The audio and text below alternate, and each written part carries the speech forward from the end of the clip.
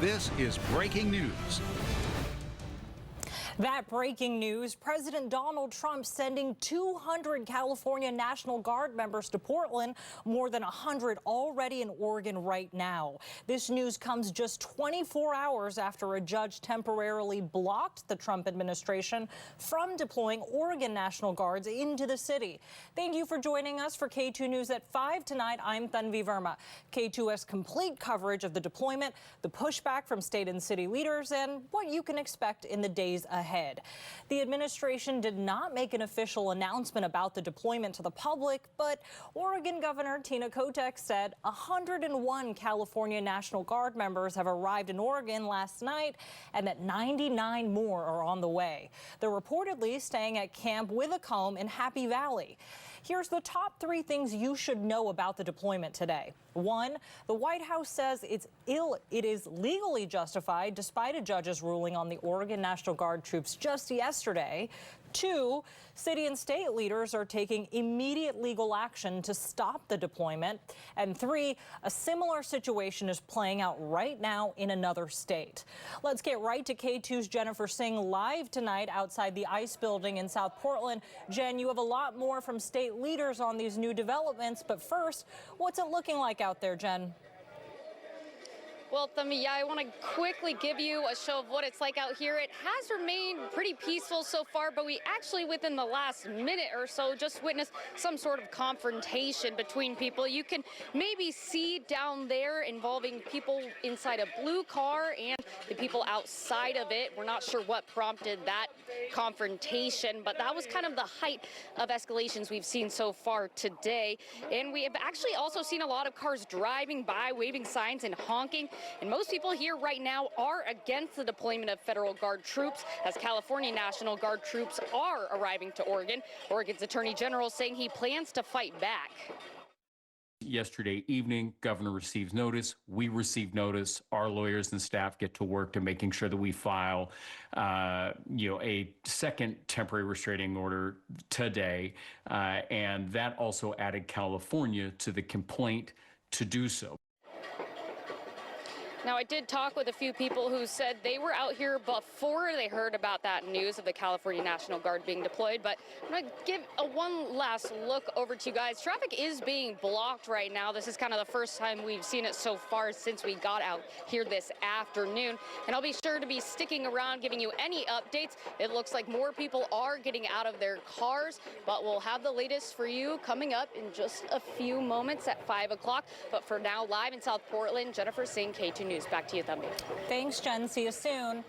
K2 reached out to the White House to see what legal justification it had for the deployment of California National Guard troops, and the administration sent us this statement, reading, quote, President Trump exercised his lawful authority to protect federal assets and personnel in Portland following violent riots and attacks on law enforcement.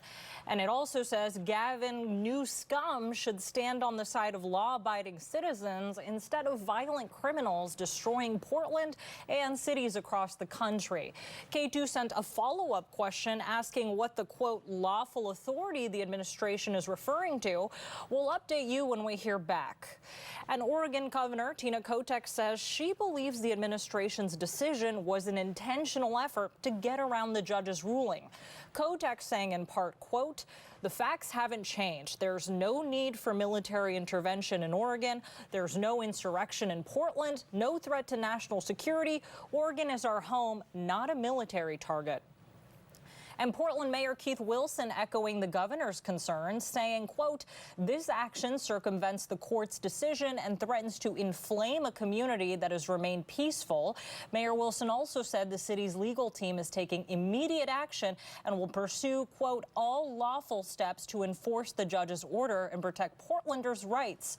He urged federal leadership to suspend any deployments that defy the court order. And now we want to highlight the timing of this latest deployment of troops. If you missed K2's breaking news coverage last night, a federal judge found no legal basis for deploying state National Guard troops to Portland yesterday. The judge issued a temporary restraining order pausing the deployment for at least 2 weeks. The Trump-appointed judge's ruling criticized the Trump administration's justification for deploying these troops. They said that it risked blurring the line between civil and military federal power, the judge emphasizing that the president's actions were, quote, simply untethered to the facts. The Trump administration has already filed an appeal. And today, President Trump justified sending California National Guard troops to Portland while speaking to protesters. Take a listen. Portland is burning to the ground. It's insurrectionists all over the place. It's Antifa. And yet the politicians who are petrified. Look, the politicians are afraid for their lives. That's the only reason that they say, like, there's nothing happening. And you've seen it. The place is burning down, and they pretend like there's nothing happening. So we'll take a look at the order. We haven't seen the order yet. Trump says that he believes Portland is in chaos and urged people to, quote, turn on your television, read your newspapers to see the situation. He also pointed to the recent deployment of federal troops to Washington, D.C. He said that transformed D.C. from a, quote, hellhole to a safe place in just 12 days. And tonight, we're also hearing from Oregon lawmakers who are upset about the deployment of the California National Guard. Here's what Oregon Congresswoman Susan Bonamici told our crews today. Obviously, I'm extremely concerned and outraged by that. The president should be following laws, as everyone is expected to do in this country. Ron Wyden took to social media in response, writing, quote, was there something Donald Trump was too dense to understand in the judge's conclusion yesterday that his quote, determination was simply untethered to the facts? And Oregon House Speaker Julie Fahey sent us a statement. It reads in part, quote, Trump's deployment of the California National Guard to Oregon is on the wrong side of the law. It's on the wrong side of history, and it's on the wrong side of the American people. And as we mentioned a minute ago, there was no official announcement from Washington that the California National Guard was being called up and sent to Oregon. That's according to Governors Kotek and Newsom. That was also the case in Illinois this weekend. Yesterday, the state's governor made an announcement about troops in his state being activated. Meantime, federal prosecutors filing felony assault charges against a woman who was shot by a U.S. Border Patrol agent in Chicago yesterday. The incident led to a heated confrontation between federal agents and around 100 protesters. And a live look now at Portland from the Standard camera. Here's just some of what K2 will be on your side tracking in the days ahead. Roughly 200 California National Guard troops ordered to Portland are in or making their way to Oregon right now. We're monitoring the status of those troops and if and when they'll be on Portland's streets. And happening tomorrow, a conservative influencer arrested outside the ICE facility last week will be in court. Nicholas Sorter is facing charges for disorderly conduct. And Attorney General Pam Bondi authorized an investigation into Portland police over Sorter's arrest. We're tracking that investigation as well.